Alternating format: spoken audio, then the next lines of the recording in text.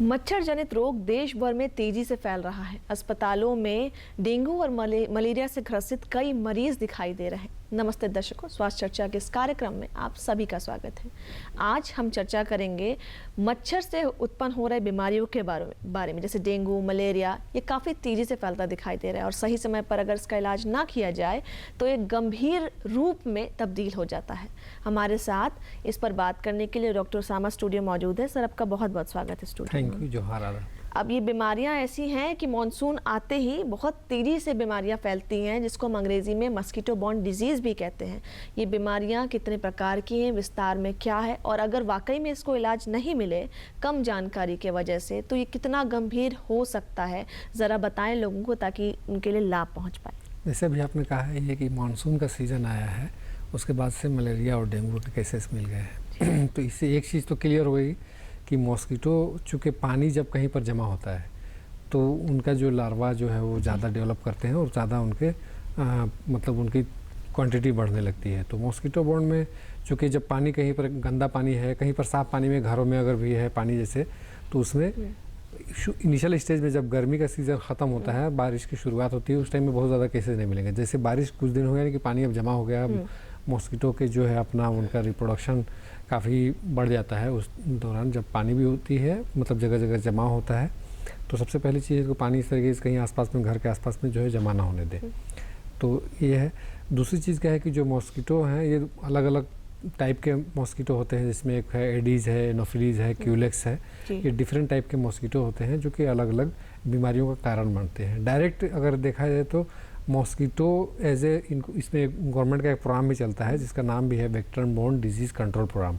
Actually क्या है कि ये खुद जो है ये जो है मॉस्किटो जो है वो कैरियर का काम करते हैं, बोल सकते हैं। जैसे मलेरिया है, अब डिफरेंट टाइप के जैसे डिजीज़ है, जैसे मलेरिया है जापानीज, उसमें जैसे कुछ पैरासाइटिक डिजीज़ होती हैं, कुछ वायरल डिजीज़ होती हैं, कुछ बैक्टीरियल भी है, एक आध जो अभी रिसेंटली डिस्कवर हुआ है। जैसे पैरासाइटिक डिजीज़ में आपका जैसे मलेरिया होता है जो कि मॉस्किटो से, वायरल डिजीज़ में आपका जैसे चिकनगुनिया है या फिर आपका डेंगू है। इसी तरीके से एक जो है हेलमेंथिक या निमेटोड से या पैरासाइटिक डिजीज़ में वो भी आता है, वो आपका जो है फाइलेरिया है। वायरल में एक और है ये आपका जो है जापानीज इंसेफेलाइटिस, जो कि इंडिया में ये सारी बीमारियां मिलती हैं। बहुत सारी और भी वायरल डिजीज़ हैं जो मॉस्किटो बॉर्न है, लेकिन वो वायरस से होता है, लेकिन वो एक्चुअली इंडिया में उसके केसेस बहुत रेयर है। जैसे आपका येलो फीवर हो गया, या वेस्ट नाइल फीवर है, या जिका वायरस फीवर है, इस तरह के केसेस है वो इंडिया में इनके केसेस आमतौर से नहीं देखे जाते। तो कुछ प्रमुख बीमारियों के बारे में अगर बोले जो मस्कीटो बॉर्न है इंडिया में बहुत ज़्यादा फेवरेबल है, बहुत ज़्यादा, जैसे अभी आपने कहा है कि जैसे मानसून का सीजन आया है तब से जो है मलेरिया और डेंगू ये केसेस जो है बढ़ गया। और फाइलेरिया चूँकि एक्चुअली क्या है कि उसका जो इंक्यूबेशन पीरियड होता है वो बहुत लॉन्ग ड्यूरेशन का होता है। वो डिजीज़ चूँकि वो जब तक वो आपको पता चले, तो इंक्यूबेशन पीरियड बोलते हैं। जैसे कि कोई भी आपके अंदर जो इन्फेक्टेड मटेरियल है जो आपके बॉडी में मॉस्किटो के जरिए गया, और डिजीज़ के साइन और सिम्टम जो है वो अपीयर होने में वो जितना समय लगता है उसको हम लोग बोलते हैं इंक्यूबेशन पीरियड। तो डेंगू में चूँकि 1 सप्ताह से 15 दिन में आपका जो अभी मॉस्किटो का अभी चूँकि बहुत ज़्यादा क्या है जो है आपका एटमॉस्फेयर में आपके आस पड़ोस में मच्छर बहुत ज़्यादा है, तो वो डेंगू अगर एडीज़ जो है डेंगू का जो कॉजेटिव एजेंट है, जो आपका वेक्टर जो उसका है वो एडीज़ मॉस्किटो है। डिफरेंट टाइप के उसमें भी होते हैं, एडीज इजिप्टाई है या बैंकोरफ्टाई है, तो इस तरह के डिफरेंट, तो वो जो है एडीज डेंगू होता है। और इसी तरीके से क्यूलेक्स है जिससे फाइलेरिया होता है, तो और एनोफिलीज़ है, उसके अलग अलग जो है फिर उसमें डिफरेंट टाइप है। जैसे कि प्लाज्मोडियम वाइवेक्स है, प्लाज्मोडियम फैल्सिपेरम है, जो कि बहुत डेंजर होता है। उसकी डिटेल में उतना मतलब आपको समझ में चीज़ें नहीं आएंगी।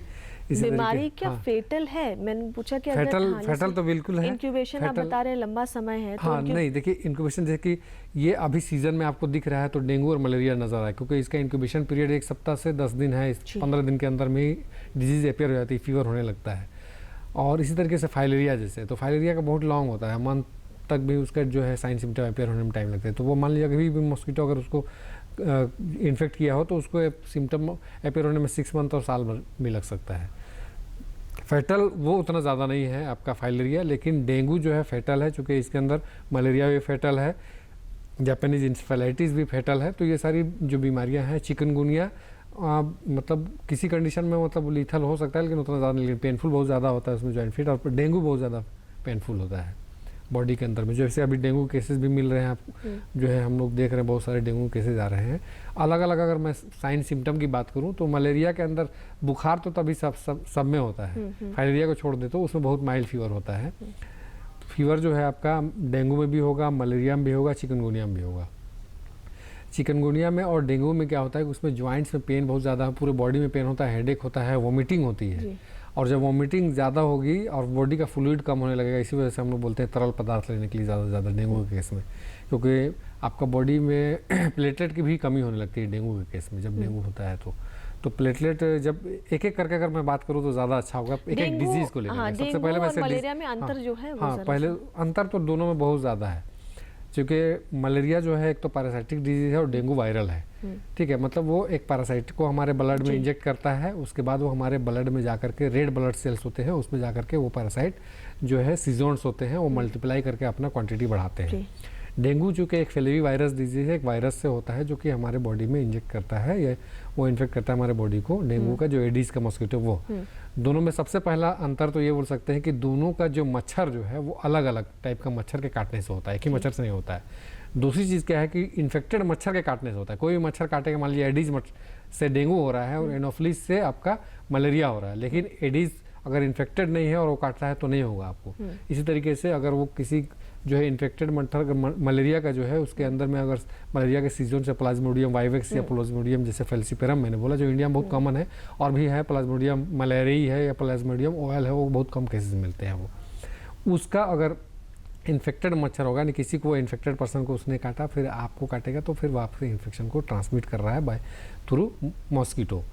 ठीक है, तो ये होगा। दोनों में डिफरेंस क्या आप बोल सकते हैं कि मलेरिया में तो चूंकि आपको फीवर उसमें भी होता है हाई ग्रेड, लेकिन उसमें क्या है एपिसोडिक फीवर होता है। जैसे कि एक टाइम में फीवर हुआ, फिर 24 आवर या 36 आवर या 48 आवर के बाद में फिर फीवर का रिपीट होगा। उसमें क्या होगा, फीवर में एक शिवरिंग होती है, चिल्स मतलब ठंड लगेगी फीवर से पहले, उसका ठंड लगकर बिल्कुल कपकपाहट टाइप होकर के फिर फीवर आता है। डेंगू में ऐसा जरूरी नहीं है। डेंगू में अच्छा उसमें हेडेक होता है, वोमिटिंग उसमें भी हो सकती है, फैटिग लेथार्जिक सब होगा, लेकिन डेंगू में क्या होगा आपको बॉडी में, इसको डेंगू एक्चुअली बोलते हैं ब्रेक बोन फीवर भी, यानी हड्डी तोड़ बुखार। मतलब इतने ज़्यादा बॉडी में पेन होता है इसलिए लगता है हड्डियाँ टूट रही मेरी, इसी वजह से उसका नाम भी है ब्रेक बोन फीवर। तो इसमें तो बहुत ज़्यादा। दूसरी चीज़ क्या है, वोमिटिंग हो, कुछ भी खाएंगे, पेन एब्डोमेन हो सकता है, फ्लूइड का लॉस हो सकता है, डायरिया भी हो सकती है, उसमें हेडेक भी होगा, है ना, और फीवर तो रहेगा ही आपका जो है। और जब धीरे धीरे क्या होता है कि हमारे बॉडी से प्लेटलेट काउंट कम होने लगते हैं, जो हमारे बॉडी में जो है जो ब्लड में जो है मेन जो है आरबीसी, डब्ल्यूबीसी और प्लेटलेट जो मेन मेजर पार्ट है हमारे जो सीरम का जो आपका जो है वाइटिश पोर्शन जो दिखता है उसके अंदर में प्लेटलेट्स की क्वांटिटी होती है। अब क्या होता है कि जब हमारे बॉडी से प्लेटलेट का काम क्या है कि ब्लड को कोगुलेट करना या ब्लड को हमारे बॉडी के जो आर्टरी और वेसल्स है उसमें कंट्रोल करके रखना। अगर उनकी क्वांटिटी कम होने लगेगी तो ब्लीडिंग जैसे अगर किसी को हो रही तो ब्लीडिंग कंटिन्यू होती रहेगी। इसी वजह से देखते हैं कि जब भी डेंगू सीरियस कब होता है डेंगू का पेशेंट, जब उसमें किसी शख्स का प्लेटलेट काउंट जो है नॉर्मल रेंज हमारा हम लोग जो उसको बोलते हैं 1.5 लाख से और 4 लाख के बीच में होना चाहिए। अगर किसी का 1.5 लाख से कम होने लगता है तो फिर हम लोग थोड़ा सा उसमें अलर्ट हो जाते हैं कि यानी कि ये अब सीरियस केस हो सकता है। बिल्कुल, मतलब 1.5 लाख से कम होने का मतलब 1.5 लाख अगर मान लीजिए कि 1 लाख के आसपास में तो उतना ज़्यादा क्रिटिकल नहीं होगा, लेकिन 50,000 से नीचे अगर जा रहा है तो प्लेटलेट का काम जैसे मैंने भी बताया है कि हमारे बॉडी को ब्लीडिंग को रोकता है कहीं, तो हमारे बॉडी के इंटरनल ऑर्गन में ब्लीडिंग हो सकती है। ठीक है, और इंटरनल ऑर्गन में जब वो ब्लीडिंग को जैसे हमारे जो आर्टरी और वेसल्स से जो है यूज़ करके वो आपका जो है बॉडी के दूसरे ऑर्गन में यूजिंग करके वहाँ पर एक्यूमुलेट करने लगेगा, यानी कि वो प्लेटलेट कम हो रहे हैं तो आपके स्किन में भी रेड पैचेज नजर आएंगे, एब्डोमिनल जो है स्किन में या पूरे बॉडी के अंदर भी हो सकता है कि यानी कि वो ब्लीडिंग आपके बॉडी के अंदर ही होने लगी है थोड़ी थोड़ी क्वांटिटी में। तो फिर प्लेटलेट जो है फ़ौरन जो है उस कंडीशन के होने से पहले ही हमको प्लेटलेट फिर उसको आपको बाहर से देना पड़ेगा। तो ठीक है, मलेरिया के केस में क्या होता है कि मलेरिया में जो हमारे जो सीजन जो होते हैं मलेरिया के जो प्लाज्मोडियम वाइवेक्स है या फेल्सिपेरम है, ये हमारे आरबीसी में जा करके पहले तो अपने आप को मल्टीप्लाई करते हैं, फिर आरबीसी को बर्स्ट कर देते हैं। तो उसमें क्या होता है कि आपका आरबीसी की क्वांटिटी यानी कि ब्लड की कमी होने लगेगी, और ब्लड की कमी होने लगी दोनों कंडीशन में, जैसे कि वो क्या है डेंगू में क्या हो रहा है कि ब्लड जो है वूजिंग कर रहा है, किडनी में जाएगा तो किडनी पे अफेक्ट करेगा, वूजिंग करेगा, कहीं ब्लॉकेज करेगा, किडनी एक तरीके से छलनी का काम करता है। इसी तरीके से जब मलेरिया होगा तो मलेरिया में चूँकि आरबीसी टूट रहे हैं, अच्छा आरबीसी जैसे हम लोग बोलते हैं स्प्लीन हमारे बॉडी में एक ऑर्गन है, उसको बोलते हैं ग्रेवयार्ड ऑफ ब्लड सेल्स, यानी कि वो समझिए उसका वो कब्रिस्तान है आरबीसी का। जब भी वो कमज़ोर होते हैं वहीं पर टूट जाते हैं, फिर उसका जो मटेरियल है उससे फिर फ्रेश ब्लड बनाने में वो हेल्प करता है। लेकिन मलेरिया के केस में क्या होगा कि ये इन्फेक्शन हो रहा है, मतलब आपका जो मलेरिया का, और उसकी वजह से फिर आरबीसी आपके टूट रहे हैं, तो चूँकि इन्फेक्शन है बहुत तेज़ी से टूटेंगे जिस क्वांटिटी से आपका नहीं बन रहा है। तो दूसरी क्या उसमें क्या होगा कि आपका आरबीसी के टूटने से बहुत सारे मटेरियल बनते हैं, जैसे बिलीरुबिन, बिलीवर्डिन, है ना, और जो सीरम बिलीरुबिन है उससे बढ़ेगा, यानी आपके अंदर जॉन्डिस जिसको हम लोग बोलते हैं येलोइश, हाँ येलो कलर आपका नज़र आ सकता है। फीवर वगैरह ये सारी चीज़ें होंगी, लेकिन जब हम लोग उसको एग्जामिन करेंगे तो उसमें आपका सीरम बिलीरुबिन भी बढ़ा होगा, क्योंकि आरबीसी बहुत ज़्यादा क्वांटिटी में टूट रहे हैं, है ना। येलो यूरिन हो सकता है। दूसरी चीज़ क्या है कि आपका एनीमिक उस कंडीशन में हो सकता है, ब्लड, चूँकि आरबीसी बहुत ज़्यादा रेड ब्लड सेल्स टूट रहे हैं तो उसको फिर एनीमिया भी हो सकती है। अच्छा, इस करने अगर कंट्रोल नहीं किया तो फिर वो आपका ब्रेन जो है आपका जो है इंसेफेलोपैथी जो मलेरिया की वजह से हो सकता है, और जिसको ब्रेन मलेरिया आमतौर से लोग बोलते हैं, तो फिर बहुत ज़्यादा क्रिटिकल कंडीशन हो जाती है, फिर लीथल भी हो सकता है। फिर इस कंडीशन में अगर नहीं प्रॉपरली क्योर किया गया तो वो डेथ हो सकती है। डेंगू में भी अगर इस तरीके से अगर प्लेटलेट को कंट्रोल नहीं करेंगे तो डेथ हो सकती है। लक्षण और परिणाम तो आपने काफ़ी विस्तार में बताया है, लेकिन बहुत एक्सेप्शनल केसेस में ये भी देखा गया है कि कुछ बीमारियां लक्षणहीन हो रही हैं, बहुत सारा सिम्टम्स शुरुआती में नहीं दिख रहा है। तो ऐसे में मरीज़ के लिए क्या हेल्पफुल रहेगा? डायग्नोसिस कब किया जाए, कैसे वो उनको मिल जाए, इससे कि हम लोग को एक बार इलाज के लिए आगे बढ़ना चाहिए, क्योंकि लक्षणहीन मरीज भी आजकल दिखाई दे रहे हैं। आखिरी में पता चल रहा है कि एकदम क्रिटिकल अवस्था में वो लोग आ गए हैं, प्लेटलेट्स ड्रॉप हो गया है। तो ऐसे लोगों के लिए क्या हिदायत रहेगी? देखिए, ऐसा नहीं कि सभी पेशेंट जो है लीथल होते हैं, पहली बात तो ये है। डेंगू केस में बहुत सारे पेशेंट को डेंगू हो जाता है, वो ट्रीटमेंट भी नहीं कराते, मतलब जो है नॉर्मल, जो एक्चुअली अगर देखा जाए तो चूँकि वो वायरल डिजीज़ है, बता दे रहा हूँ, तो उसमें सिम्टोमेटिक ट्रीटमेंट ही किया जाता है डेंगू के अंदर में। और मलेरिया तो चूँकि उसका ट्रीटमेंट है अवेलेबल, लेकिन बहुत सारे अभी जो मेडिसिन है वो रेजिस्टेंट हो गई हैं, तो और नई नई एडवांस मेडिसिन आ रही हैं, उसके ज़रिए उनको ट्रीट किया जा रहा है। अगर वैसे नहीं ट्रीट करेंगे तो वो खतरनाक हो सकता है मलेरिया। डेंगू में क्या है कि उसमें फीवर होता है, अगर आपका प्लेटलेट बहुत ज़्यादा नहीं कम, आपका बॉडी इम्यून सिस्टम स्ट्रॉन्ग है, तो धीरे धीरे क्या है आपका बॉडी रिकवर कर जाएगा। बॉडी पेन वगैरह होगा, नॉर्मल वायरल फीवर की तरह आपको लगेगा, और आप ठीक हो गए, हो सकता है आपको पता भी नहीं चल कि आपको डेंगू से इन्फेक्टेड थे। तो लेकिन हर कंडीशन में ऐसा नहीं कि आप जो है रिकवर कर गए। तो बहुत मतलब मोर देन 50% ऐसे केसेस होते हैं जो कि खतरनाक हो सकता है, डेथ होने की वो कम परसेंटेज है उसका। तो क्या लक्षण आते ही लोगों को तुरंत टेस्ट करवा लेना चाहिए? बिल्कुल, टेस्ट कराने से हम लोग एक सिंपल सबसे बेसिक टेस्ट, कोई बीमारी होती है तो उसमें हम लोग सीबीसी का एक टेस्ट कराते हैं, जो है तो कंप्लीट ब्लड काउंट। ठीक है, तो कंप्लीट ब्लड काउंट में हम लोग अगर प्लेटलेट्स, किसी को डेंगू होगा तो प्लेटलेट काउंट कम होगा तो एक आइडिया मिलता है कि इसको डेंगू हो सकता है, तो फिर डेंगू टेस्ट करा सकते हैं। मलेरिया में चूँकि वो शिवरिंग विद जो है फीवर के साथ शिवरिंग बोल सकता है, हेडेक बोलेगा, ठंड लग कर के fever with chill and rigors, मतलब ठंडी भी लगेगी, एकदम कपकपाहट होगी और फीवर होगा। फिर कुछ घंटे बाद होता है, बोलता है कि 12 घंटे के बाद हो रहा है, 24 घंटे के बाद हो रहा है, 36, आमतौर से 36 to 48 आवर्स में वो रिपीट करता है वो फीवर। तो बोलेगा ठीक होते हैं, आज फिर बुखार था, फिर कल ठीक रहे, फिर बुखार है, लेकिन बहुत तेज़ बुखार होता है, ठंड लगती है, तो उस केस में फीवर मलेरिया का फिर हम लोग जाँच कराते हैं। आमतौर से इंडिया में वही 2 केसेस होते हैं आपके, जो है आपका प्लाज्मोडियम वाइवेक्स का केस और प्लाज्मोडियम फैल्सिपेरम का। तो इन दोनों केस में जो है हम लोग जो है पीएफ या पीवी उसको बोलते हैं, उनका टेस्ट कराते हैं, तो वो क्लियर होकर के आता है कि मलेरिया है। बहुत ही नॉर्मली में लोगों को ना एक्सपोजर बाहर करना, शरीर को खुला रखना, उस पर भी थोड़ा रहता है कि हिदायत की कवर रखें आप, शरीर मच्छर से बच कर रहे। पर लाइफस्टाइल आज का भाग दौड़ वाला है, ऐसे में अगर मच्छर वगैरह काटता है और हर आए दिन कोई ना कोई आपके कार्यस्थल पर या कहीं ना कहीं मिल ही जाता है जो मस्कीटो वाले बीमारी से ग्रसित है, तो ऐसे में क्या टीका जो है अवेलेबल, वो कुछ ऐसा उपलब्धि है लोगों को जो कारगर हो सकती है? अगर वो लोग पहले टीका ले ले तो बचाव कर सकते हैं एज अ प्रिकॉशन, और वैक्सीनेशन इन बीमारियों के लिए लेना उचित रहेगा लोगों के लिए? देखिए, सबसे पहले आप शुरू में आप कहें कि उसका प्रिवेंशन, मतलब जैसे टीका लेने का प्रिवेंशन में सबसे बेसिक चीज़ ये है कि हम अपने आसपास में गंदे पानी का जमा नहीं होने दें, झाड़ी झंकाड़ी इस तरह की चीज़ें जहाँ पर मॉस्किटो ज़्यादा पनपते हो, पानी रहेगा और गंदगी रहेगी तो उसमें आपका मॉस्किटो डेवलप है। सबसे पहले प्रिवेंशन में हम वैक्सीन पे बाद में जाएंगे, लेकिन पहले कि हम जो है मॉस्किटो को ही ज़्यादा नहीं पनपने दें। जैसे आपने बहुत अच्छी चीज़ कही कि अपने क्लोज क्लॉथ होते हैं, ऐसे क्लॉथ का यूज़ करें जो कि बॉडी कवर्ड हो। अच्छा, एक चीज़ और है कि मॉस्किटो जो है डार्क कलर का अगर क्लॉथ होगा तो उसमें ज़्यादा अट्रैक्ट होते हैं। अच्छा, क्योंकि वो उनको छिपने के लिए चाहिए ऐसी जगह जिसमें वो डार्क एरिया हो, मतलब जैसे ब्लैक कलर हो, या ऐसे जो है घर के कपड़े उपड़े जैसे कोने में आप कहीं पर जो है रख रहे हैं, जिसमें आप अलमीरे वगैरह में, तो उस तरह में वो जा करके रहेंगे इस तरीके से। दूसरी चीज़ क्या है कि आपको बहुत सारे घर में अगर यूज़ कर रहे हैं डे टाइम में, तो नेट, मॉस्किटो नेट का यूज़ करें जैसे सोने के लिए। और उसके लिए स्पेसिफिक जो है, जब मैंने बताया था एक प्रोग्राम जो गवर्नमेंट जो है चला रही है, vector borne disease control programme, उसमें एक जो है मॉस्किटो भी वो गवर्नमेंट जो है लोगों को रूरल एरिया में या रिमोट एरिया में जो है डिस्ट्रीब्यूट जो है हर घर में लोगों को जो है जितने पर्सन है उसके अकॉर्डिंग मॉस्किटो भी वो ट्रीटेड होता है। एक्चुअली जो है आपका जो है ट्रीटेड मॉस्किटो नेट होता है, जो इसमें मॉस्किटो अगर बैठता है तो उनके अंदर प्रजनन क्षमता भी कम हो जाती है। अच्छा। समझिए कि उनके अंदर स्टेरिलिटी होती है उनके अंदर, और दूसरे वो कि वो फिर जो है आपको रिपेलेंट के तौर, मॉस्किटो रिपेलेंट का भी काम करता है वो। जो है आपका, आप नॉर्मल मॉस्किटो नेट अगर यूज़ करते हैं तो क्या है कि अगर आप जो है मॉस्किटो आपके बॉडी टच हो रहा है तो मॉस्किटो आपको इन्फेक्ट कर सकता है वहाँ पर। लेकिन चूँकि मॉस्किटो रिपेलेंट ऐसे मॉस्किटो में लगे होते हैं तो वो जो है दूर रहेगा उससे। दूसरी चीज़ है कि आपका वैक्सीनेशन। तो वैक्सीनेशन अलग अलग जो डिजीज़ है, जैसे मैंने अभी नाम लिया, तो आपका जैसे डेंगू हो तो डेंगू का वैक्सीन आता है, उसको लगवा सकते हैं, जिसको जो है डेंग वैक्सिया के नाम से। इसी तरीके से मलेरिया का है, मलेरिया का भी रिसेंटली वैक्सीन आया है। एफिकेसी जो है डेंगू के वैक्सीन की जो है 50% से 60% तक है।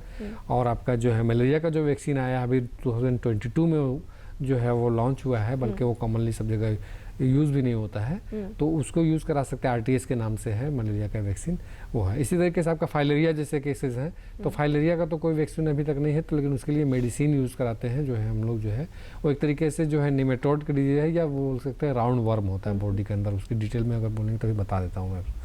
उसी तरीके से जो है आपका जापानीज इंसेफेलाइटिस है, वो भी मॉस्किटो बोर्न डिजीज़ है और बच्चों में बहुत ज़्यादा है। इंडिया में, हमारे झारखंड में भी वो केसेस मिलते हैं आपके, ख़ास तौर से जो है आपका झारखंड के नॉर्थ और वेस्ट रीजन में।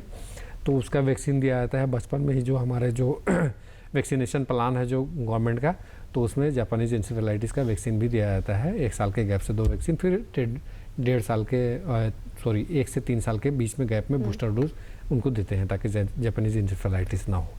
तो वैक्सीनेशन ये डेंगू मलेरिया के लिए कब से शुरुआत होनी चाहिए? क्या मलेरिया के लिए तो स्पेसिफिक अभी उतना कॉमन भी नहीं, मेन मेडिसिन उसके लिए यूज़ करते हैं। और जैसे कि मॉस्किटो नेट के लिए बोलते हैं, या जो है उस तरीके से चीज़ें बोलते हैं जो कि मॉस्किटो मॉस्किटो ना मेडिकेशन के तौर पर जो है, जो एंटी मलेरियल ड्रग्स है उनका यूज़ किया जाता है आपका।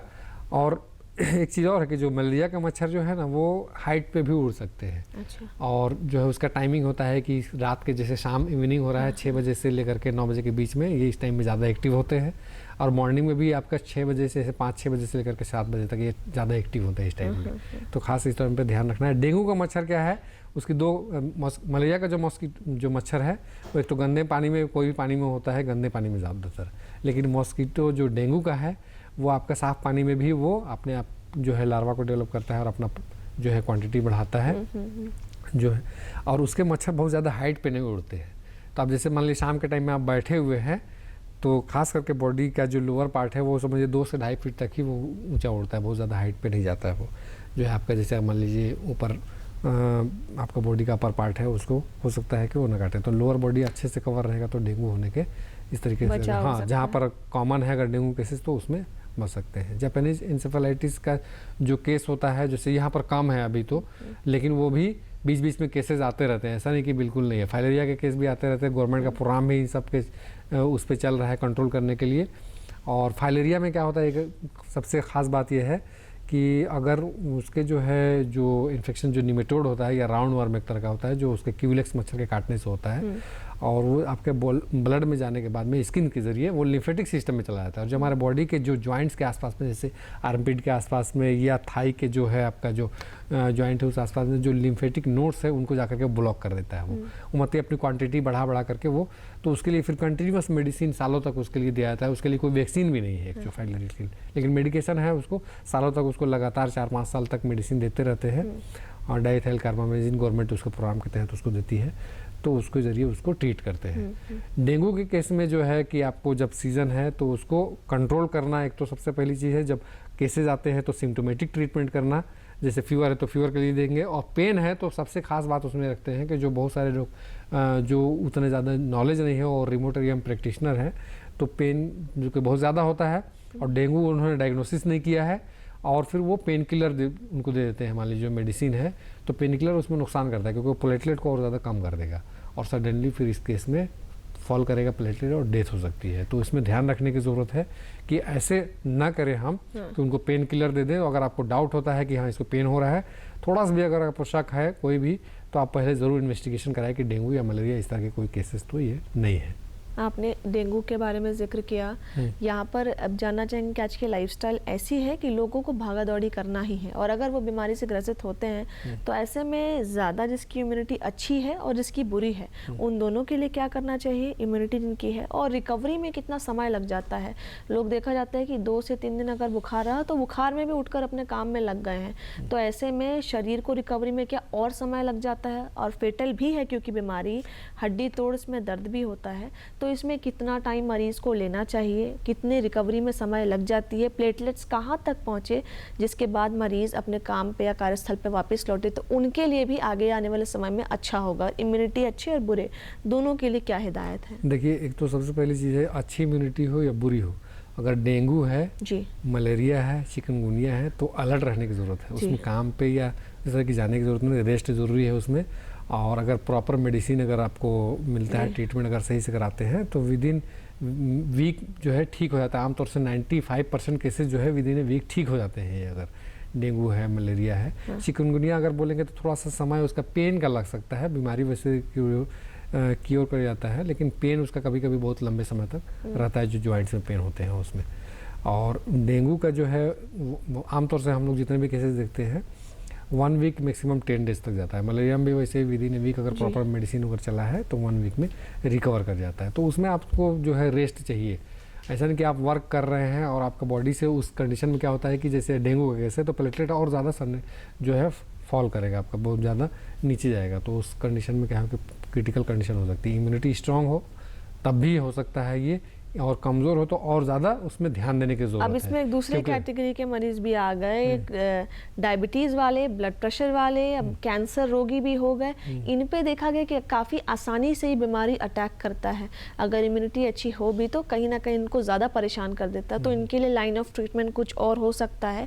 सतर्क रहने की बात तो है ही, लेकिन इनके लिए और क्या किया जाए कि और अच्छे से इनका इलाज हाइपरटेंशन या डायबिटीज़ है तो एक्चुअली क्या है, हाइपरटेंशन का केस अगर होगा तो दोनों ये जितने भी बीमारियां हैं उसमें एक जो है कि वो आम तौर से सभी केस में नहीं बोलेंगे, लेकिन बीपी फॉल करता है, जो कि आपका बॉडी से फ्लूइड लॉस हो रहा है या ब्लड का वॉल्यूम लॉस होता रहता है या फ्लूइड लॉस होता है।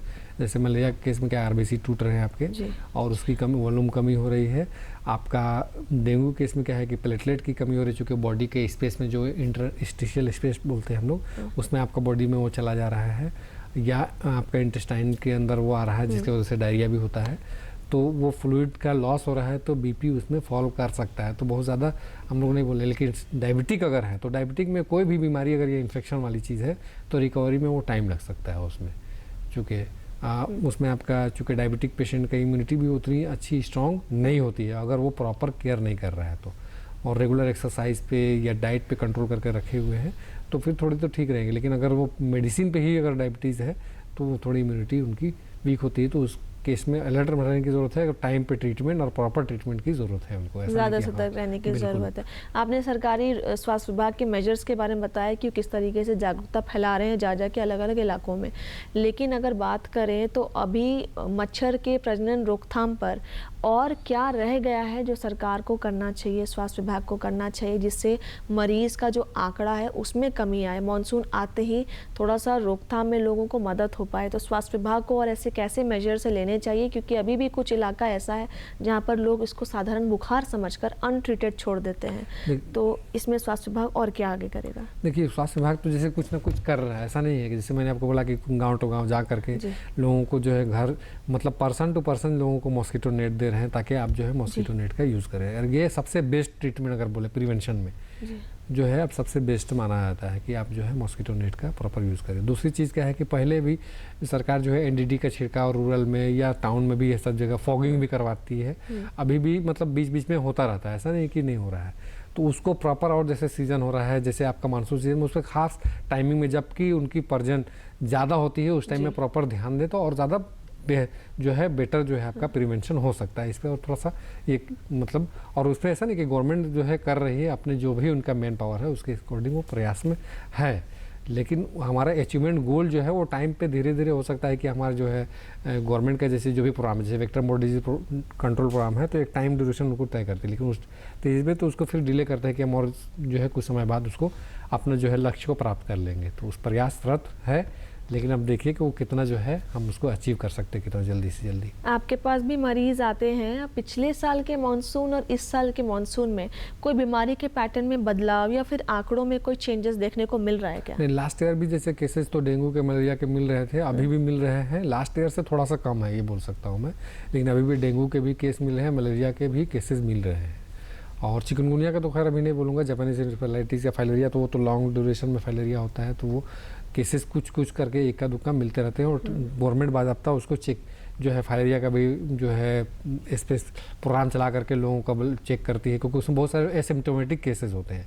इसी तरीके से जापानीज इंसेफेलाइटिस होते हैं, बहुत सारे ऐसे लोग होते हैं जिनको हो गया, ठीक हो गया, उनको पता नहीं है, लेकिन जिनको सिम्टम अगर मान लीजिए कि न्यूरोलॉजिकल चूँकि वो ब्रेन कोट में जो है इंसेफेलोन कवरिंग होती है उसको इन्फेक्ट करता है, तो उसमें जो है जिनको अगर इफेक्ट हुआ है तो बॉडी में उनका जो है लॉन्ग ड्यूरेशन के लिए डिसेबिलिटी हो सकती है, न्यूरोलॉजिकल डिसेबिलिटीज़। तो आपने जाना कि अगर मस्कीटो बॉर्न डिजीज़ को इलाज नहीं मिले तो ये कितना फेटल और घातक हो सकता है, लेकिन अगर सही समय पर इलाज मिल जाए तो मरीज़ आराम से रिकवर होकर अपने पुराने अवस्था में लौट सकता है। लेकिन इसमें खास ख्याल रखने की ज़रूरत है, वो बच्चे हों, बूढ़े हों, चाहे बुज़ुर्ग हों। इलाज इस पर बिल्कुल भी सबसे पहले हिदायत डॉक्टर देते हैं कि सबसे पहले डायग्नोसिस करवाएँ। अब ये तमाम जानकारियों के लिए डॉक्टर उसामा आपका बहुत बहुत धन्यवाद है, आपने काफ़ी ज़्यादा डिटेल जानकारी दी है और उम्मीद है कि सारे लोगों के लिए लाभदायक होगी। तब तक के लिए इतना ही। दूरदर्शन के अगले कार्यक्रम के लिए दूरदर्शन झारखंड के डिजिटल प्लेटफॉर्म को सब्सक्राइब करें। जोहार।